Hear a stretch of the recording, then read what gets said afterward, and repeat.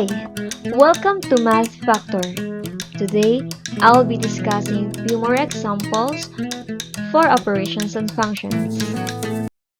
Let us begin with this example. So we have here f of x equal to x squared plus 2 all over x squared plus 3x minus 28 and g of x equal to x minus 22 all over x squared plus 3x minus 28. So we're going to find their sum. We have x squared plus 2 all over x squared plus 3x minus 28 plus x minus 22 all over x squared plus 3x minus 28. Kung mapapansin niyo dito, we have similar fractions. And for similar fractions, if we are adding it or subtracting it, kinakopy lang natin yung ating denominator. So we have x squared plus 3x minus 28. And as for the numerator, just combine the like terms. Okay, so for x squared, since wala itong like term, just copy x squared. Next, we have here x. So since wala naman tayong kagaya ng x na term, just copy it also. And lastly, for the constant, which is positive 2 plus negative 22, since different signs sila, we're going to subtract it. So we have 20 and then copy the sign of the bigger number. Okay, so we ended up with quadratic trinomials. So para ma-reduce pa natin to or mapaliit pa natin tong expression dito, gagamit tayo ng factoring method.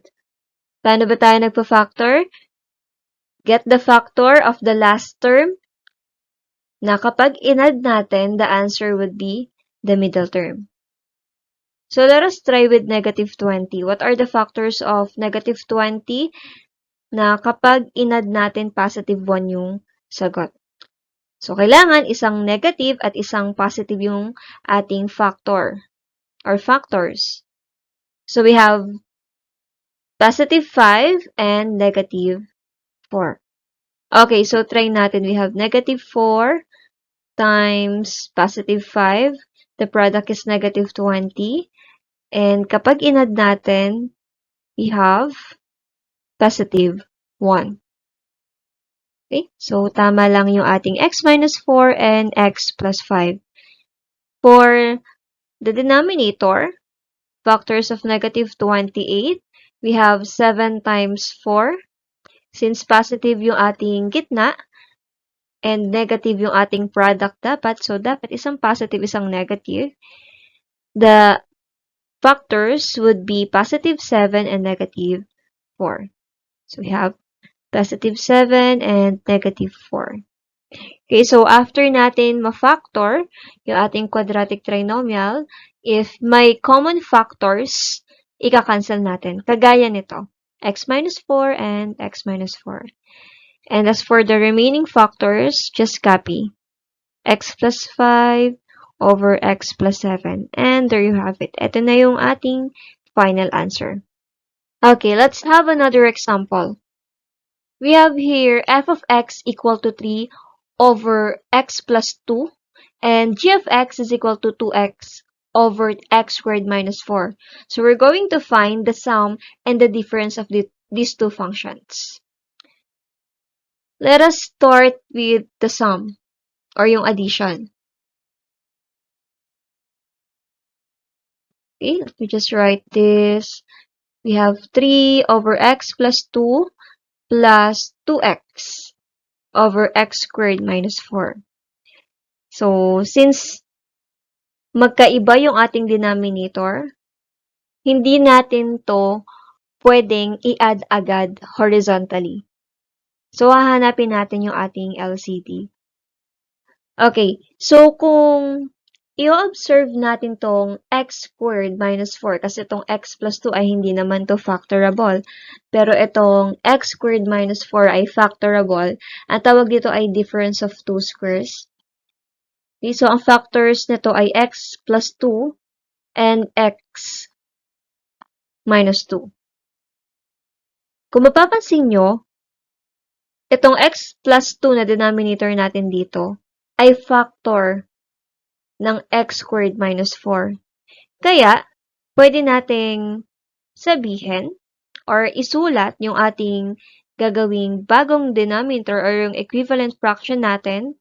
We have x squared minus 4 as the denominator. Or, pwede din naman yung factored form yung isulat natin.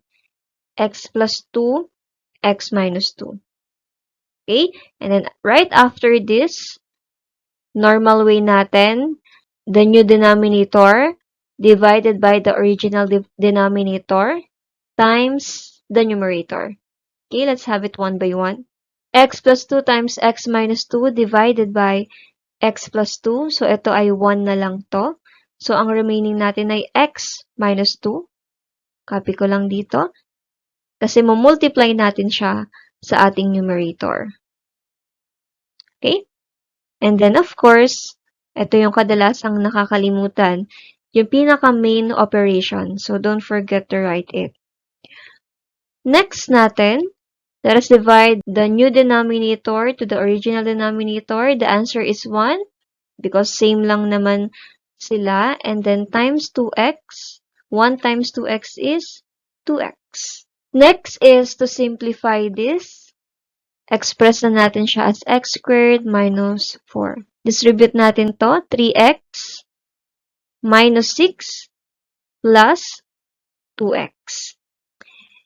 Next is to combine like terms. We have 3x plus 2x. The answer is 5x and copy the remaining minus 6. Then right after is to copy the denominator. And there you have it. This is the sum. Okay, for the difference, we have f minus g of x is equal to f of x minus g of x. So, hindi na tayo dito mahihirapang hanapin yung LCT. Papalitan lang natin yung ating operation. Okay? Pero same pa rin naman yung ginamit nating functions. So, dito, same process lang tayo. We have x squared minus 4. Kopyahin ko na lang to. Have 3 times x minus 2. Okay, so this time, ang gagamitin nating operation is minus and then 2x. Simplifying it, we have 3x minus 6 minus 2x. All over x squared minus 4. What would be the final answer? 3x minus 2x is x. Just copy minus 6 and the denominator x squared minus 4 and there you have it. Okay, let's have another example. We have here f of x equal to 3x plus 4 and g of x is equal to 2x minus 1. So we're looking for their sum and difference. Let us begin with the addition. Okay, just add it. We have 3x plus 4 and then plus 2x minus 1. Since this is addition, hindi to if-a-FOIL method. We're just going to combine like terms.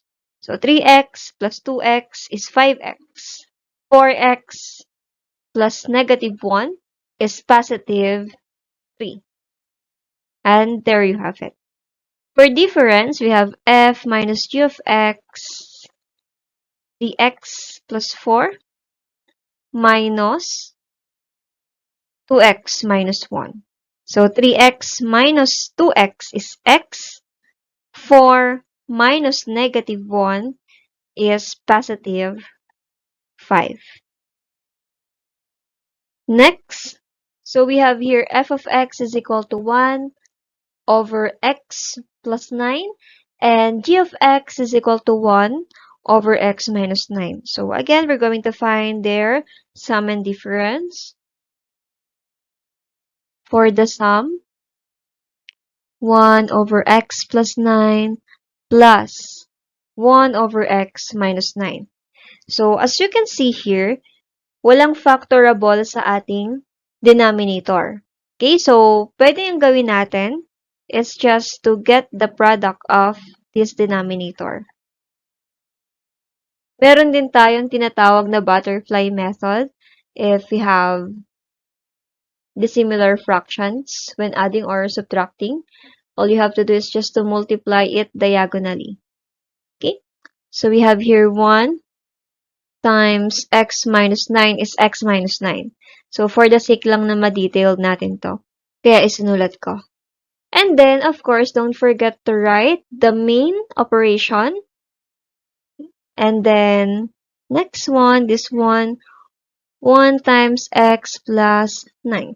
Okay, so we have x minus 9 plus x plus 9 over, if we're going to multiply our denominator, the product would be x squared minus 81. Special product to sum and difference. So next is to combine like terms. So x plus x is 2x. Negative 9 plus 9 is 0.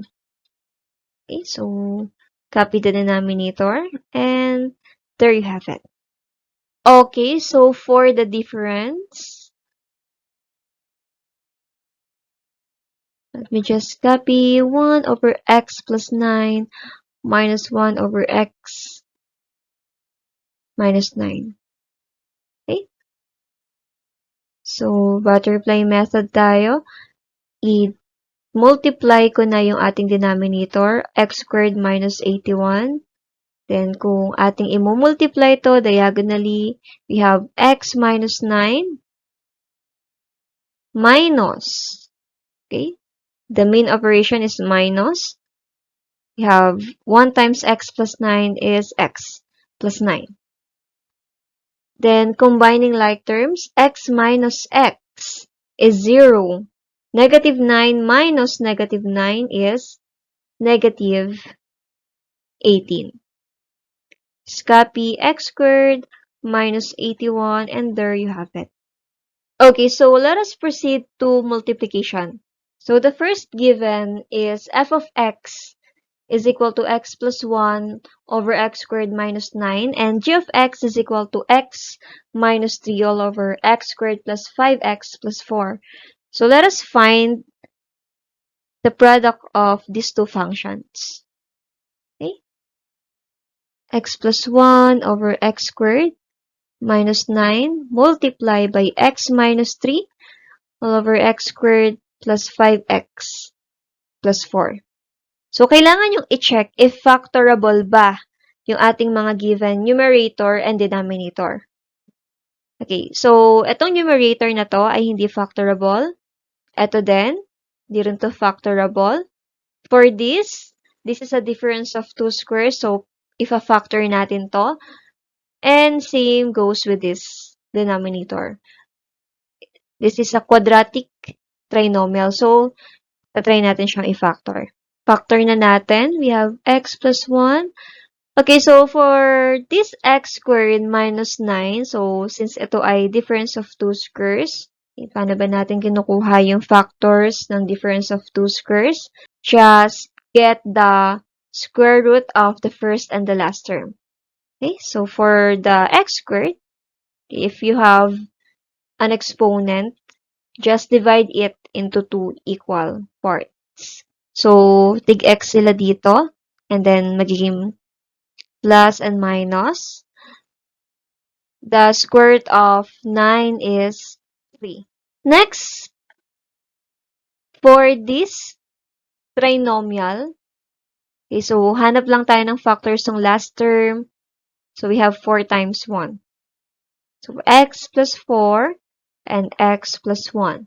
Right after that, ay ika-cancel out na natin yung mga possible or yung mga common factors.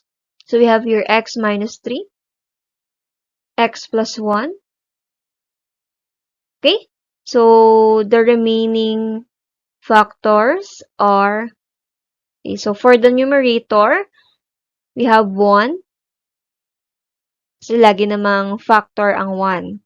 Okay, so kapag walang natira dyan, ibig sabihin, may remaining factor pa din tayo na 1.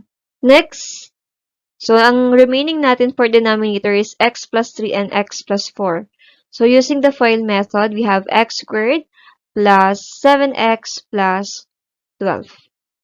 Okay, so i-rewrite ko lang to. Yan. So, ito na yung product ng ating f of x and g of x. Okay, let's have another example. Let's find the product of these two functions. We have 5x plus 5 over x minus 2. For g of x, we have x squared minus 4x plus 4 all over x squared minus 1. Okay, so again, check if factorable ba yung mga numerators and denominators natin. Okay. For this numerator, as you can see here, they are divisible or the terms, both terms ay divisible by 5. So, pwede nating i-factor out yung 5. Then, ang remaining ay x. 5 divided by 5 is 1. So, we have positive 1. For the denominator, hindi to factorable, so just copy this one.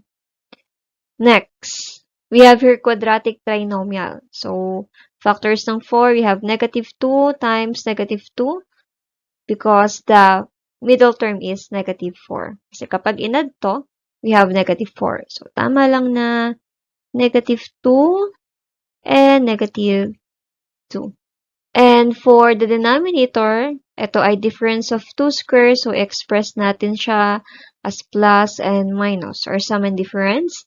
Get the square root of this. We have 1.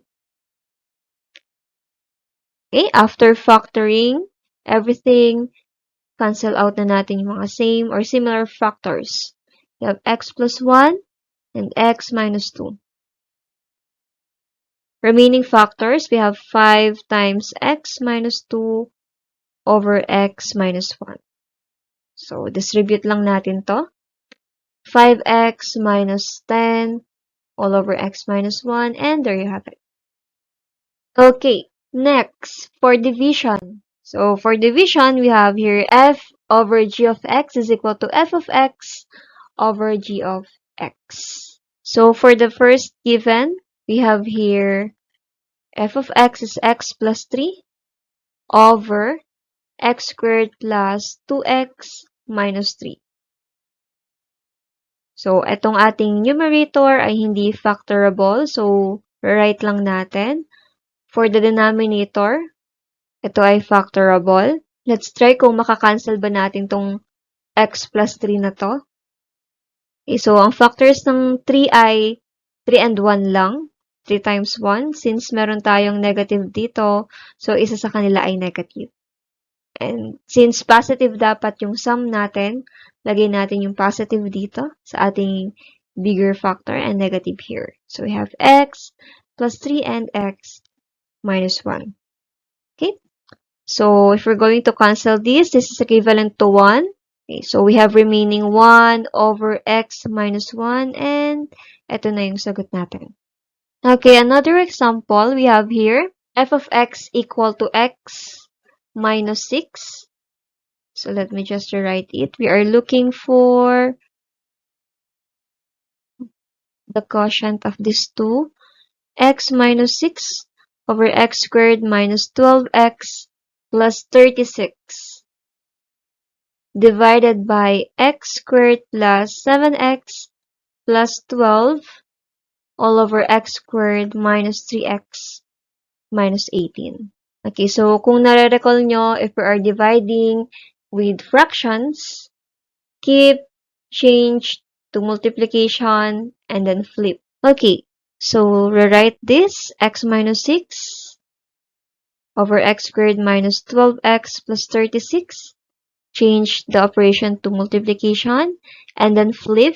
If we're going to flip this, we have x squared minus 3x minus 18 all over x squared plus 7x plus 12. Next, so copy natin yung x minus 6 since hindi naman to factorable. But for the denominator, this is a quadratic trinomial. So, try natin. Baka makancel natin to. We have here factors of 36. We have 6 times 6. Since negative yung ating sum dapat, have it negative times negative. Next, for this numerator, Let me just put x. Factors of negative 18, we have 6 times 3. Okay, since negative, dapat negative yung isang factor. Negative 6 times 3 is negative 18. But if you're going to add it, the answer is negative 3.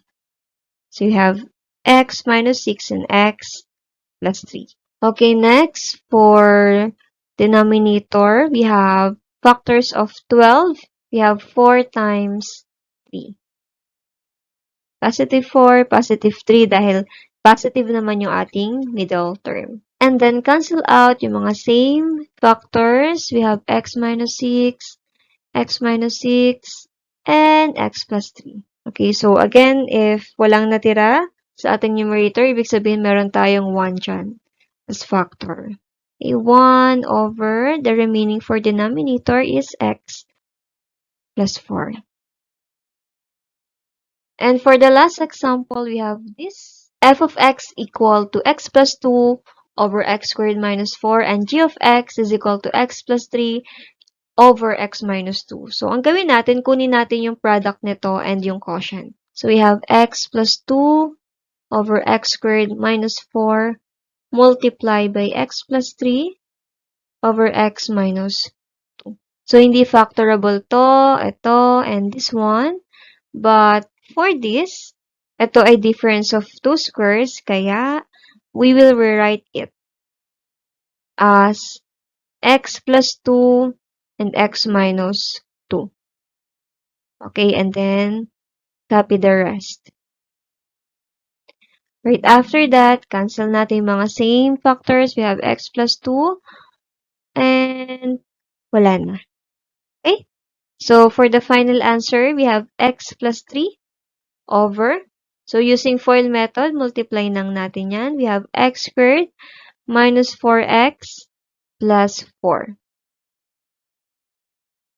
Next, for the quotient, f divided by g of x. So, x plus 2 over x squared minus 4 divided by x plus 3 over x minus 2. Again, keep, change, and flip. So, we already solved for the factor of this difference of two squares. We have x plus 2 and x minus 2. I-copy lang natin to. Then, cancel out natin yung mga same factors. This one and this one. Meron tayong remaining 1 dyan. So, we have 1 over x plus 3.